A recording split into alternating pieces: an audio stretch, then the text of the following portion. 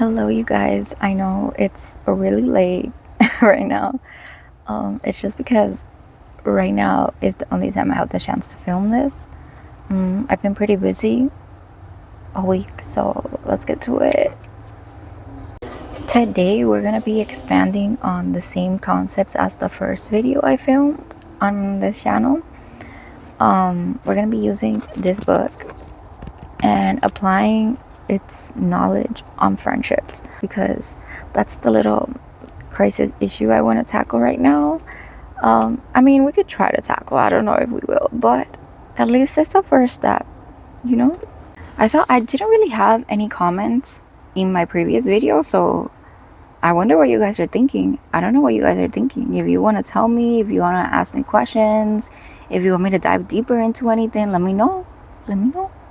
Okay, so we're doing part 3 of the book right now. Part 3 has like 12 chapters and I haven't had the chance to read them all. I just got to finishing chapter 4. So we're gonna go over these for now.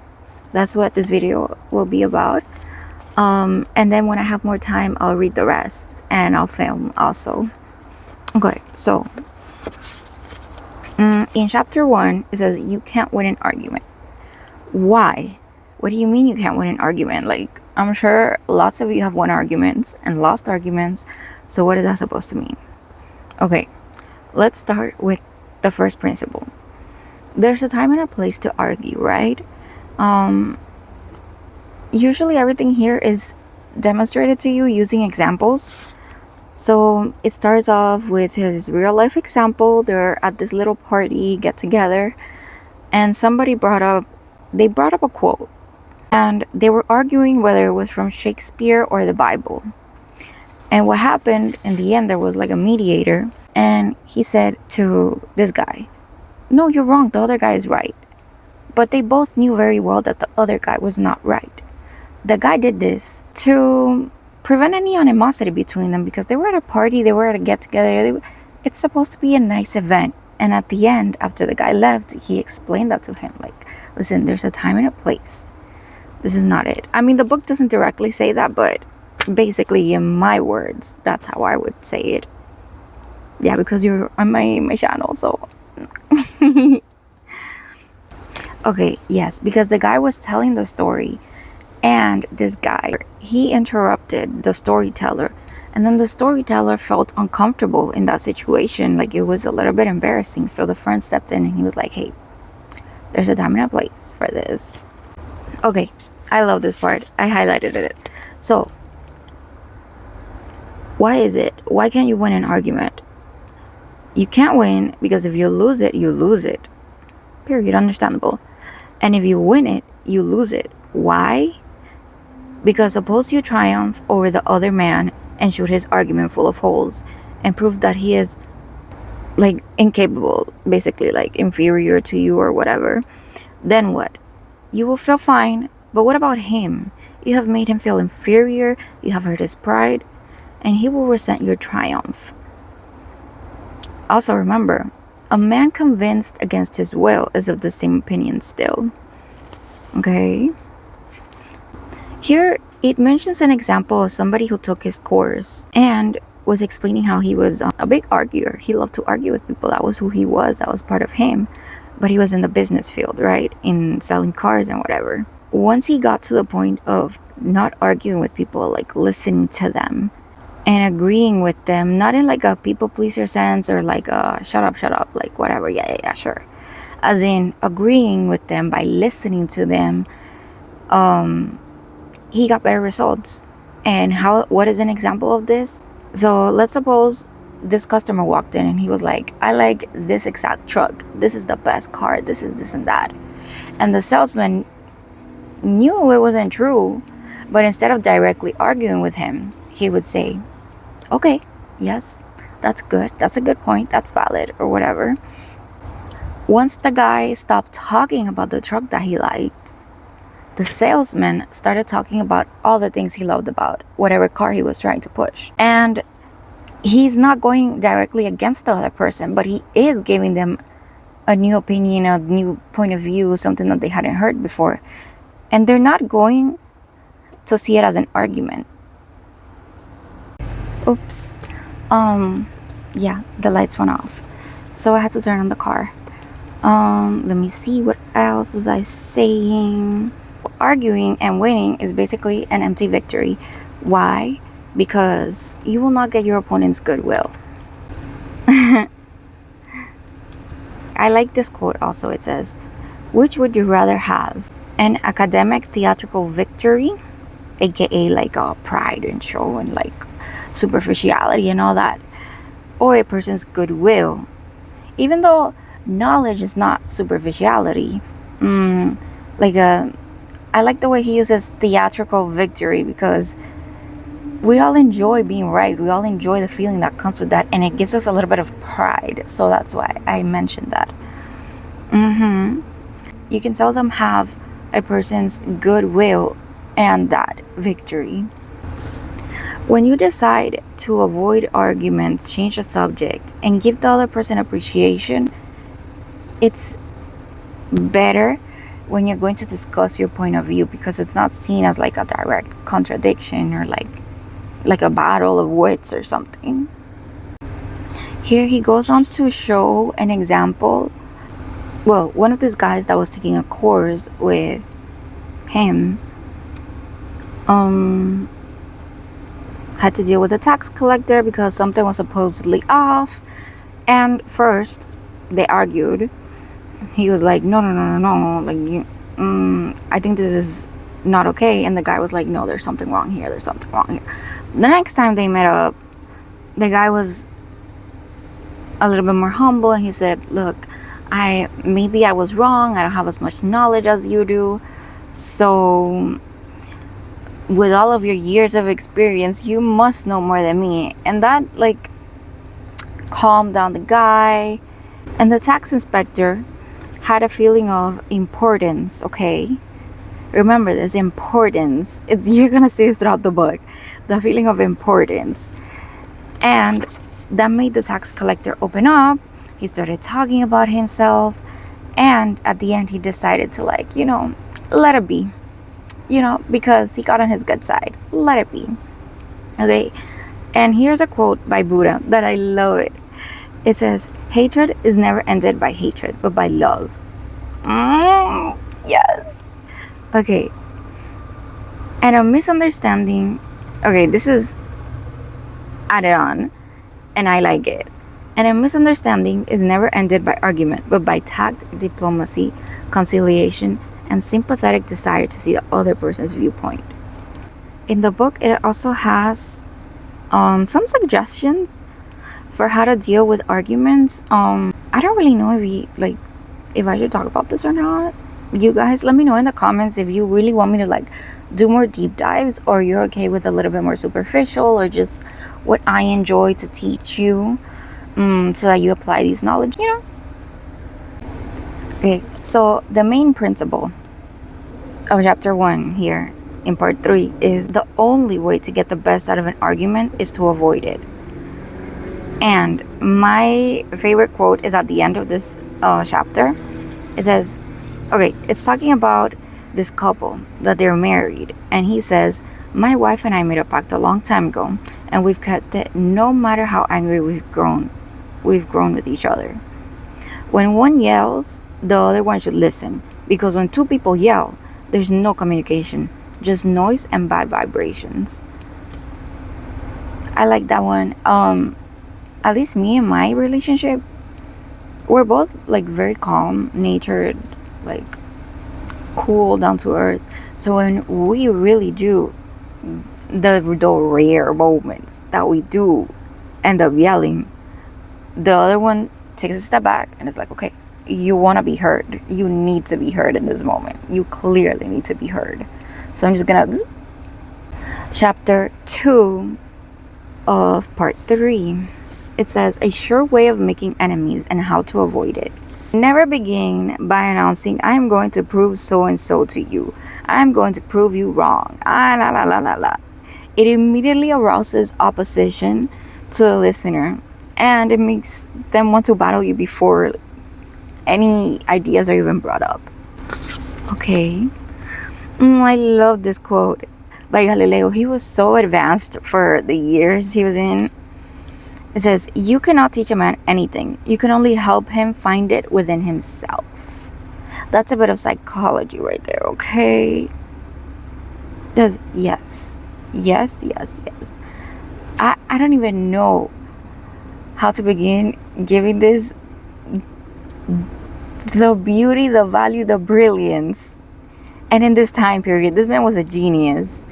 Anyways, something Socrates said repeatedly to his followers is, only thing I know is that I know nothing. That's very wise, very wise. I like that. Yeah, because I feel like the more you learn and the more you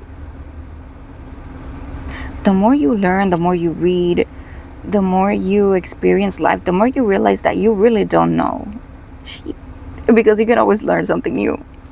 And now they go on to a story about this lawyer speaking to this judge, and they're in the courtroom, and the judge says something, and the other person says, no, you're wrong. The lawyer says, no, you're wrong. The courtroom immediately turns like what? And everyone kind of just knew, like, oh my god, he did not just do that. Like, he put him on the spot. And it turns out the lawyer was right, but low-key he was undermining the judge.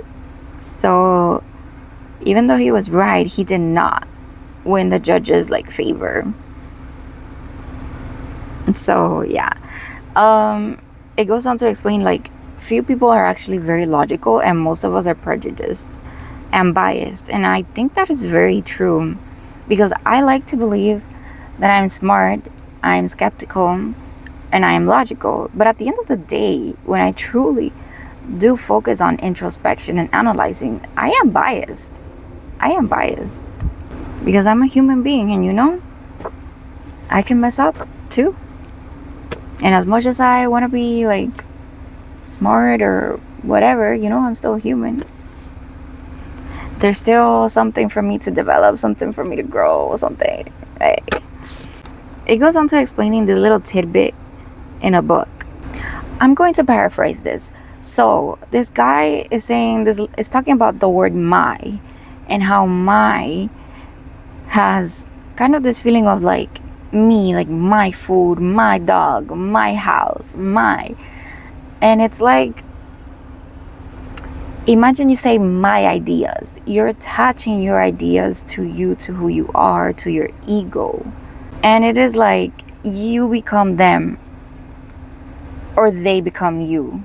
And the result of that is that a reasoning for finding arguments is to believe in what we already do, basically confirmation biases.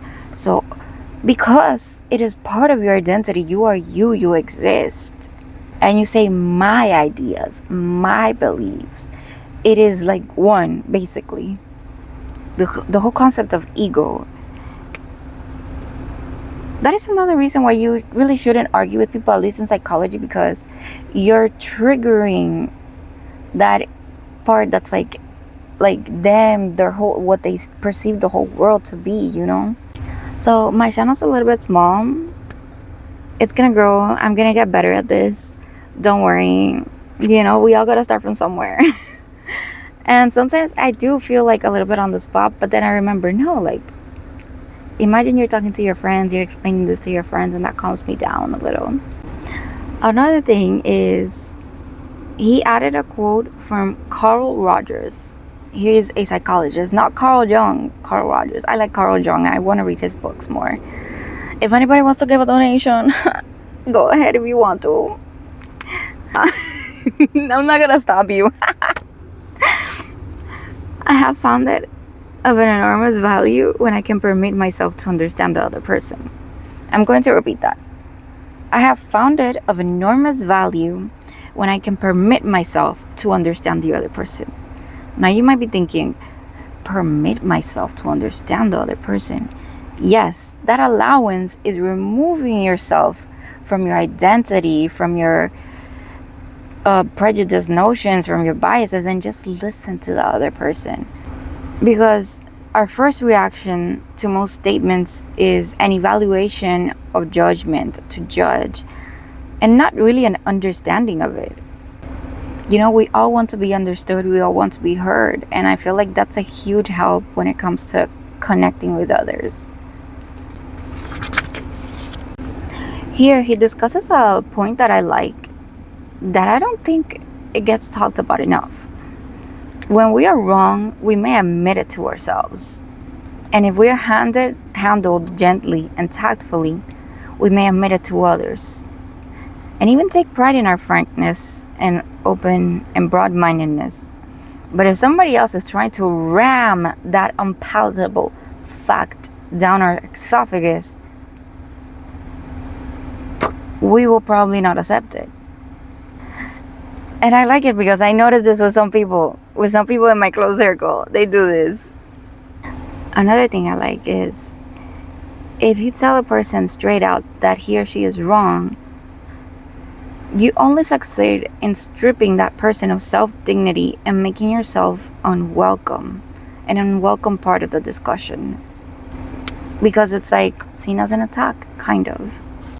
If you're not sure how to go about it, the best way would be by asking questions in a friendly, cooperative manner, not like, and why do you think that? And this and that. Be like, can you elaborate on that, please? Like, I would like to know more, Basically, the principle in this second chapter is to show respect for other person's opinions. Never say outright, you're wrong, At least not when it comes to building relationships with people. I mean, you could do that to the government. You'd be like, hey, no people for no reason, That's not okay. No with little kids. That's not okay. Anyways, chapter 3. Chapter 3 in part 3 says, if you're wrong, admit it. And I like that. I do that. I apply that. Yes. Because you really don't lose anything by that. You don't lose your pride. I feel like it's a little bit disarming for the other person, yes. But it allows you to connect better. Okay. There's the first example is about a policeman, right?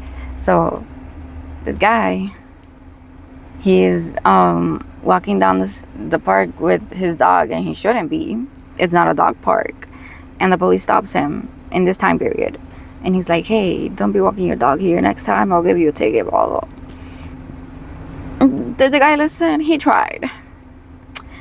And next time he went to the park and saw police, he was like, I know, I'm wrong, this and that, blah, blah, blah. I'm paraphrasing. And you know what happened? The police officer, he was like, this guy started saying, look, I'm wrong, it's okay, you could give me the ticket, I'm sorry, I really can't do this anymore, I won't do it again. And the police officer decided not to give him the ticket because this guy was already condemning himself. So the only way he could nourish his self-esteem was to take the magnanimous attitude of showing mercy. Ooh. So to feel that feeling of importance, basically. I love this part that it is my favorite part of the chapter, I believe. It's talking about this boss he had that was an avid criticizer. He loved criticizing any little thing. He would go ra-ta-ta-ta-ta-ta, ra-ta-ta-ta-ta. And this most recent time he called them into the office, he was like, wait, no, I'm sorry, I know what you're gonna say. I know I did a terrible job. I'm gonna fix it. I'm gonna do this and that. I know this, la la la la la la la. And he was condemning himself, criticizing himself before before his boss got the chance to. And you know what happened is the boss decided, like, whoa, don't be so hard on yourself. Okay, it's a little mistake. Okay, we can fix it, Immediately started to defend him. It raises one above the herd and gives one a feeling of nobility and exhaustion to admit one's mistakes. Yeah, this book has a little bit of some parts in it that are a little bit sus. Like he's talking about, he's really glorifying Benjamin Franklin, you know, the slaveholder who decided to give up on slaves after he passed away, for clout, basically. And it was around the same time that everyone was like, okay, this is not okay. We are intellectually advanced enough to understand this is wrong. And he did that then because he wanted to enjoy them while he was alive. He also talks about this Southern general and praises him a little bit. He's defending the South in the little slavery thing. I don't know. This guy's a little bit sus, you know what I mean? He's also defending Rockefeller. So, I don't know. Something that also raised my alarm bells is this. Here, remember the old proverb, by fighting you never get enough, but by yielding you can get more than you expected. It's kind of like, I don't know.